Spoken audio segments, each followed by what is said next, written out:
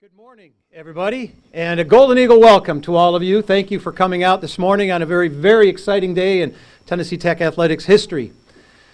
A couple of things before we get started. We are streaming live on the OVC Digital Network, and the press conference and welcome reception is also going to be shown via Periscope. We'd ask that everyone please be considerate and turn your telephones to silence, your cell phones, so we aren't interrupted with that. Just to give you a quick indication, we'll have some comments from Mark Wilson and President Oldham. We'll go through the introduction and comments of that.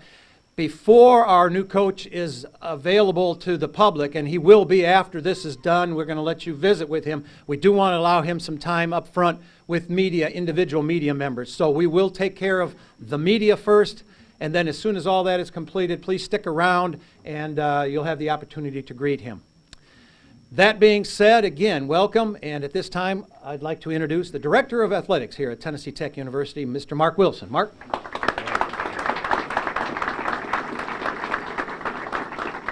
Thank you so much, and we appreciate everybody being here today. And before we get started with the formal introduction, we clearly understand and we take great pride at Tennessee Tech that it's about family.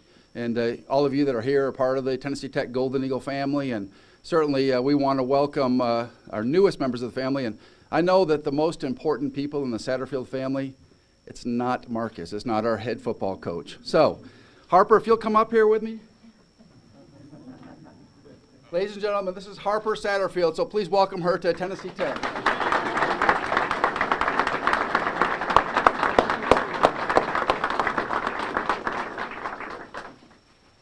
And clearly, to use a football term, Marcus clearly outkicked his coverage. And we're so pleased to have Sarah Satterfield joining us as the First Lady of Golden Eagle football. Sarah Satterfield.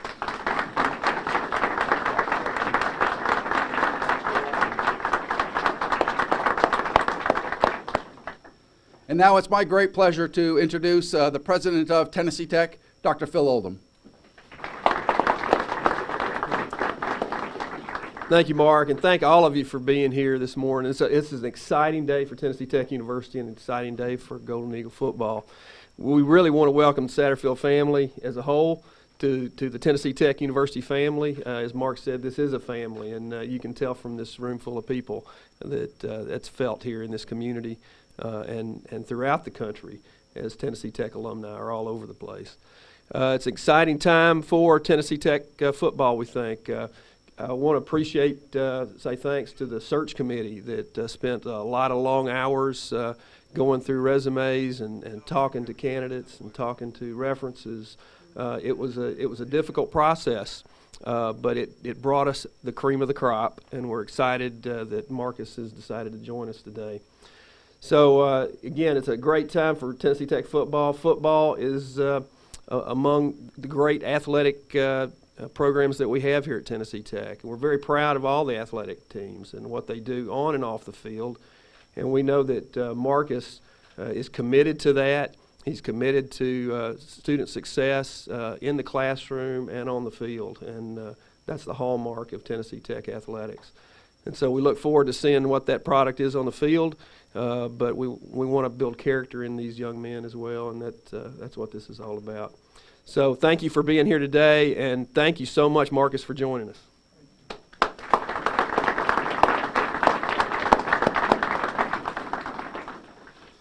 Well, the president and I didn't even talk this morning, and he stole one of my terms, but we did have a very deep pool of candidates, and I think that really embodies what Tennessee Tech is all about. It's about academic success.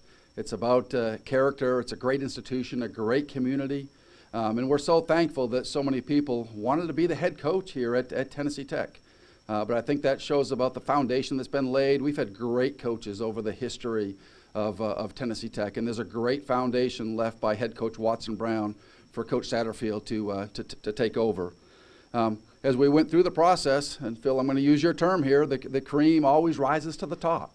And certainly that is true with Marcus and him becoming our head coach. I want to give you some of the attributes that really impressed me when we visited with him, and that was confirmed as we talked to people, things that we really felt like will propel our program forward from the foundation where we currently are. But number one is high energy, absolute amazing energy. I think that that will really embode well with his staff and with our student athletes and the community as a whole. Passion, vision. I mean, he has great passion for coaching young men, vision for the program, academically, athletically, socially. Just an amazing vision of where he's going to take our program. His connections in the state of Tennessee and regionally and nationally in recruiting and in assembling a coaching staff, they're second to none. And we know that those are going to really provide him with a great foundation here at Tennessee Tech. The other thing we really liked is his preparation at the FCS level and the FBS level.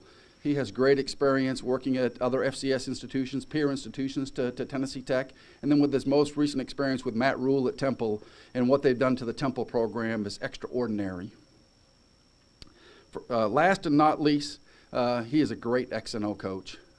That's been proven in everybody that we've talked to, just a great X&O coach, a great players coach. I think the players are going to love him and really play hard for him. But most importantly, he's a great person. And I think he is a golden eagle, through and through. And I know that I look forward to working side by side with him as we continue to grow Tennessee Tech football. We have a few gifts for Marcus here, but just before I do that, I do want to do a symbolic hand off the Tennessee Tech football and the reins of the Golden Eagle football program to head coach Marcus Satterfield.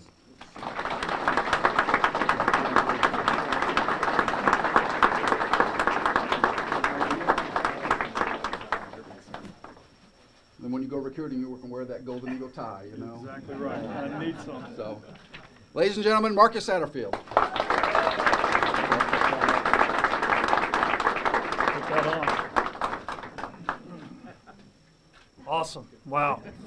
You think you're prepared for exactly what you're going to say, and you got it all laid out, and then you step up and you got such a great turnout, and everything kind of goes blank, and you start thinking and remembering all the different times in the backyard that you thought you were going to be an NFL football player or play, win the Heisman Trophy, and then all the reality of looking at my dad kind of sets in of how average of a football player I probably was, and I realized really, really, really, really quick that I wanted to be a football coach like my dad. And just looking back through the different things that have happened to me in my life to get us to this point, it's unbelievable. And just the support that I think Tennessee Tech is going to be able to provide for our student athletes and our football program is shown right here. And I applaud you, because the first step of getting us where we need to be is just a total buy-in of the community and the campus. And as you can see, we're already there, and that's good. So I commend you for that. I'd like to start off by thanking Dr. Oldham. Really appreciate you giving me this chance. I will not let you down. Mark Wilson, athletic director, when you come to these things and you want to make sure that you take a head coaching job where you think you can be successful. When you meet Dr. Oldham and you meet Mark Wilson, you understand that there's one thing that they want to do, and that's win. And they want to win championships. And it's not just winning championships on the field, the X's and O's. It's winning championships in the classroom, in the community. And when they showed me their vision and shared their vision with me of how passionate they were about winning championships in all facets of a football program, I was sold. And it's a great place here at Tennessee Tech, because it's not just about wins, losses. It's about getting kids here, great kids here, and developing them into unbelievable men, right? And as a result of developing them into the men, I think the wins and losses will come. But can't say enough thank you to you, Mark, and you, Dr. Oldham, for the chance that you've given me. Next off, the great thing for me is this: is usually when you stand up here and you have these press conferences, you got to, you thank your parents, you thank all these people. I've got my dad. My dad was my high school coach. He's my dad. He's my mentor. He was the image that I had the whole time growing up of why I wanted to be a football coach. Kind of shaped my foundation as a man. And I'm thankful for you, Dad. Very thankful. My mom, who's an educator, kindergarten teacher, third grade teacher, unbelievable pillar of our family. Like everything that that I've done athletically, from driving me to practices, driving me to games, watching me on TV. When I made the dumbest calls on the planet this year, she still found ways to blame somebody else, the reason that the play didn't work, which is awesome. my beautiful sister who just graduated law school at the University of Tennessee, and she needs a job if anybody's listening and wants to hire her. But just to watch her, I didn't get to spend a lot of time with her growing up because of the age difference, but so proud of Abby and glad she's here. But what a great family that I have that's got me to this point. Thank you very much. My daughter Harper, who I think she's excited about being here, but she's more excited. I told her that we'd get her a puppy for the move, so I don't want to pigeonhole it or anything or corner her, but she wants to find a nice looking dog and name it Tech. And I was like, that's perfect. Great. We can dye it purple and everything. My beautiful wife Sarah, who serves as a mother, a father, a leader in our family. I mean, we depend on her to do all kinds of stuff. Everyone knows how hard it is to be a coach's wife. It's not easy. The time away from home that I have to spend recruiting and developing game plans and trying to help raise other people's kids, sometimes you neglect your own. And Sarah, I can't even begin to tell you how thankful I am for you and the purpose that you serve and the love that you give unconditionally. Again, those bad calls are haunting sometimes, and you still find a way to love me when we come home, and I love both of y'all very much for that. So, where are we? The last, without trying to name a lot of names, I've been coaching football now for 17 years, and 10 of the 17 years in the state of Tennessee. I've had the luxury of being under a lot of really, really, really special head coaches, starting with Jason Simpson at UT Martin. Got to be there on the front end of the reorganization of UT Martin football, and hopefully, had something to do with the success that you see year in and year out with them. Russ Huesman at University of Tennessee at Chattanooga. And we got to that program, it was a mess academically, APR-wise, wasn't winning. And I got to see firsthand how to really entrench yourself into a university, develop young men, and to have unbelievable academic success, and how that creates football field success. So it was good to be around Russ and to see how you just have to be patient and recruiting the right type of kid and recruiting guys that fit your mode, not just the best players that run the fastest at your camps, but find the right fit. Starting, just all the way back when I was a GA, getting to coach under Coach Philip Fulmer, a legend in his own, was unbelievable to see how you're supposed to interact with players and families and how you run a program and be the CEO of the program. Randy Sanders, all these different guys that played such a huge part in the development of my coaching career. And then last but not least, Matt Rule, who has been an unbelievable friend, started off as my best friend, turned into my boss, and just has been unreal at really cultivating my mind and my philosophies and really pushing me to be the best that I can possibly be. Would not be here without Matt Rule, one of the best coaches, friends that I could ever ask for, and I really, really, really thank him for putting me in this position to be your head football coach. What can you expect from us? I think the one thing that I've taken away from all the experiences I've had, all the great coaches, especially recently, is the thing that I took away is you have to compete. I think that every time you say you have to compete, everybody automatically thinks me versus him, we got to win. Has nothing to do with that. You got to compete in everything you do. You got to compete in the classroom. You got to compete in the community. You got to compete while you sleep. You got to compete all the time. I think the great programs from Pete Carroll to Nick Saban is all about competition, developing depth, competition on the field, competition in the classroom. But we're going to compete, compete, compete. I think that you have to have unbelievable expectation for your program. You've got to create a brand, which I've talked to these guys relentlessly over the last week. We've got to create a brand of what Tennessee Tech football is. And we've got to get up every day and compete and start to set expectations a lot higher than they've been in a long time. And the whole thing is just working towards that brand of what we create. And we'll sit, as I kind of have a brand in my mind, what I want it to be, but I want everybody to be involved. I want to kind of be around the community a little bit. I want to get to know our players and together come up with what brand we're going to showcase year in, year out, day in and day out.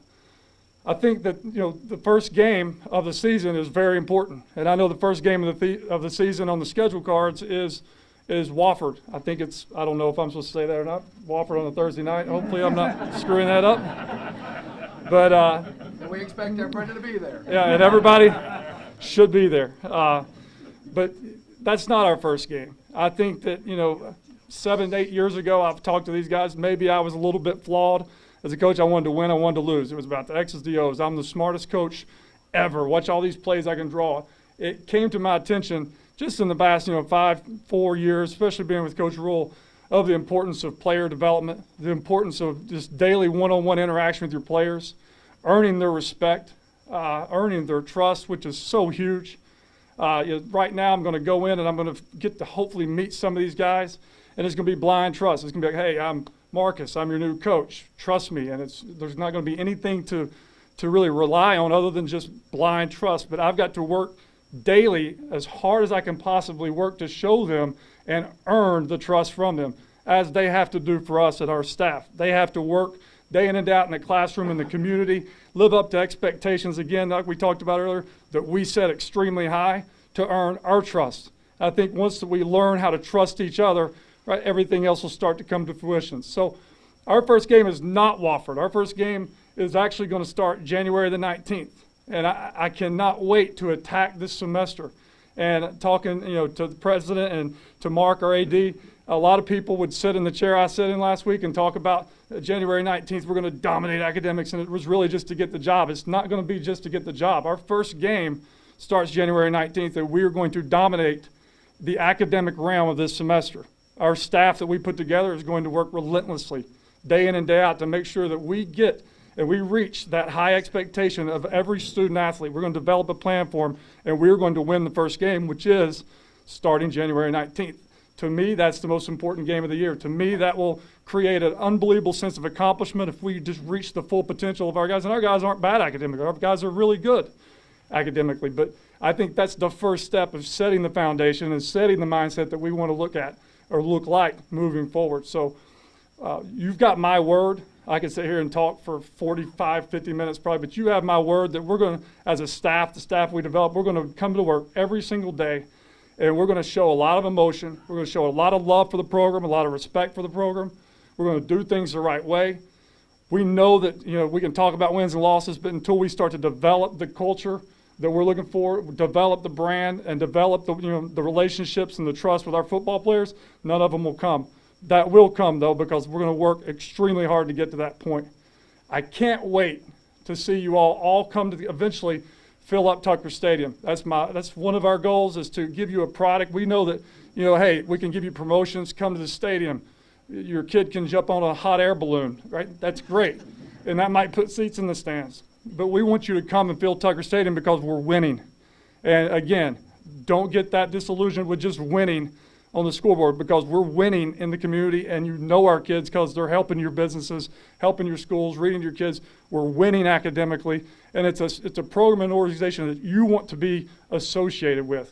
That's what we're striving to get every day. I cannot wait to get started, cannot wait till this dead period is over, get out on the road recruiting.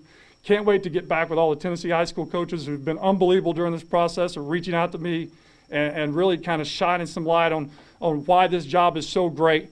I can't wait to get out, find some players that fit our cultural brand, that fit what we want to do. Again, I'm so happy to be your head coach. I'm going to work extremely hard for you, and can't wait to see what shows up here in the future. Thank you very much.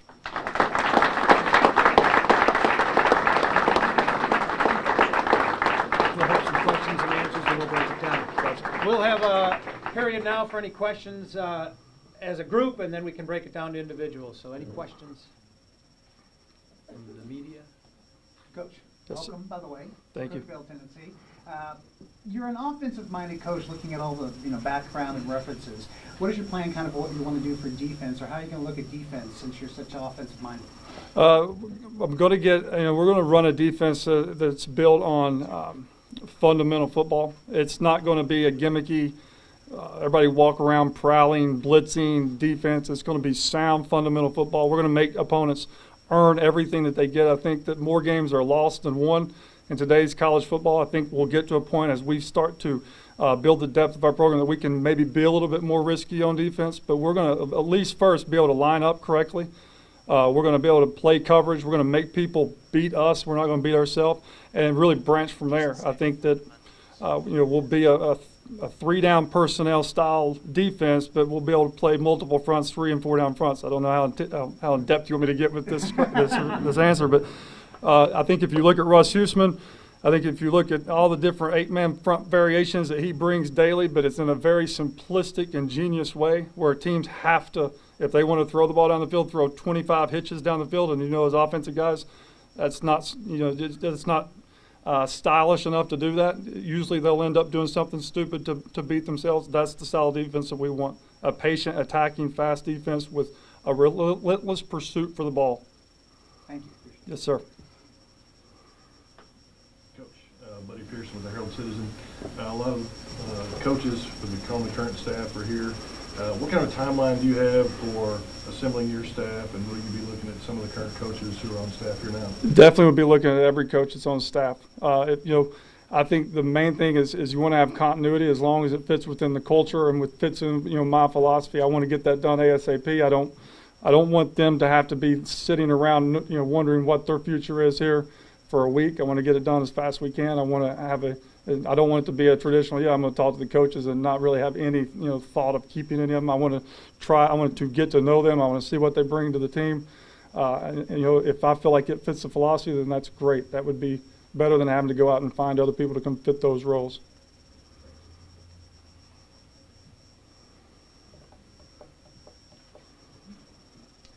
Any other questions? Any questions from the back half of the room? Hey, Coach, what's your golf handicap? Ask that guy behind you. He could probably tell you. I'm leaving another partner. I've had my book for 2 years. We haven't won anything. Yeah. I'm your guy then. I'll be there for you. One more question, Coach. Really, Yes. I mean, to come back to Tennessee after all these years, how's that? I mean, you kind of touched on it at the very beginning, but what's it like to be back to Tennessee? It's unbelievable. It's a state that I grew up in. It's a state that my dad was a head coach in for years. It's a state that I probably still know 85–90% of the coaches that probably watched me grow up through all the different clinics and stuff that I would travel around with my dad. It's refreshing to be back. It's refreshing to be in a position like this to try to build a championship program in the state of Tennessee, so close to where I grew up, amongst a lot of friends. Some friends that are here today. It's unbelievable. It's unbelievable profession. It's unbelievable, opportunity to do this anywhere. But to be able to do it in a place like Tennessee Tech that me and my wife have talked about, years. That man, if I could just, I would love to be the head coach there. I think we could win there. I think I'd have all these ideas, and now that hopefully she wrote them down, we can see if they work. But it's very exciting. I forgot to mention this because I literally stood up here and went blank. I was like, whoa, they didn't tell you about this. But the very first time that I ever attended or came to Tucker Stadium was in 1987. My dad, we had a yellow school bus, one school bus, probably about 45 guys on the team, and we were headed to Nashville for the state championship in 1987. And we had a walkthrough here at Tucker Stadium, and it was snowing, right, Dad? Snowing a little bit, and then after the walkthrough, went to the cafeteria, got something to eat. So, shoot, when I think of Tucker Stadium, I think of championships. So that's a really, really good start and vibe to roll with. What will your recruiting strategy look like? And when you're searching for players, what specifically are you looking for in a player? I think the recruiting strategy, I mean, that I could give you some statement. I don't know how true the statement. I would try to be as truthful as I could possibly be. But we're going to go from Memphis to Kingsport. We're going to get every student athlete in the state of Tennessee that we feel like can help us and fit our program needs. We would love to have our entire football team from the state of Tennessee. I think that Tennessee high school football has made unbelievable strides in the last 10 to 15 years. There's a great core group of college football players that fit the FCS level in the state of Tennessee. We don't want to miss any. The great thing about it is when I was, I went to Greenback, which is a 1A school. Like I'm going to take a lot of pride. I'm going to go to all the 1A schools that sometimes might get overlooked. And I'm going to find those guys that may get overlooked and make sure that we're getting evaluations on everyone in the state of Tennessee. I think the other outlets that we'll go is, I think we have from Atlanta up in Georgia. I think we got from Birmingham up in Alabama. I think those are two of the outer state areas that I would really like to attack. And then I think the connections that I have and the connections that the guys that I might have on my staff will have, I think we'll be able to get into Florida a little bit without having to go spend a lot of time down there, spend a lot of money down there. We'll be able to use our connections in Januaries and get one, at least be able to get in on one or two guys. It's less about the athletic, to tail into your question, it's less about the athletic ability for what we're looking for in our program. It's more about the fit, because we're going to coach you extremely hard. We're going to demand a lot of you. We're going to demand a lot of you academically. From a community outreach standpoint, we're going to demand and push and push and push until we create a man that we're looking for. So we can't, it's not going to be for everybody. It's not going to be go get the fastest guy that jumps the highest, because he may not be willing to get coached like he's going to get coached here. So we got to find the perfect fit that wants to attack and wants to be challenged academically and get a great education, get a great degree from a great university. Those are what those are the type of kids that we're looking for. We feel like if we can fit our roster full of guys with the same mindset as what I just explained, then championships, wins, losses will take care of themselves. Tom Starr with the Herald Citizen. One of the biggest trends in the Ohio Valley Conference has been schools bringing in transfers from FBS levels to teams. What's your philosophy on those transfers? We would rather the Russ Huesman mode. We would rather always, have our own. That goes for junior college and transfer. Bring our own high school kids and develop, because, like I said earlier, it's the intense one-on-one daily effort of development of a player that we want to spend our time on. We don't want to spend 2 years on developing a receiver and then in one failed drug test bring one in and create a problem. Will we take transfers? 100% we'll take transfers if they're out there and they want to come play here and they're looking for more playing time and they leave their team on good graces. They did not get kicked off the team. Sure, I think anytime you get good players, then you take them. But we want to get guys, develop them, cultivate them, and watch the program grow from within.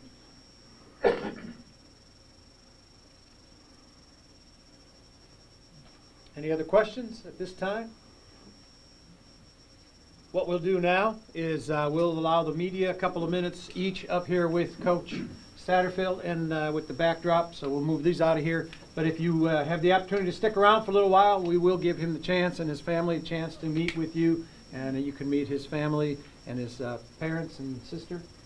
So thank you all for coming, and we'll get started with the media. Thank you.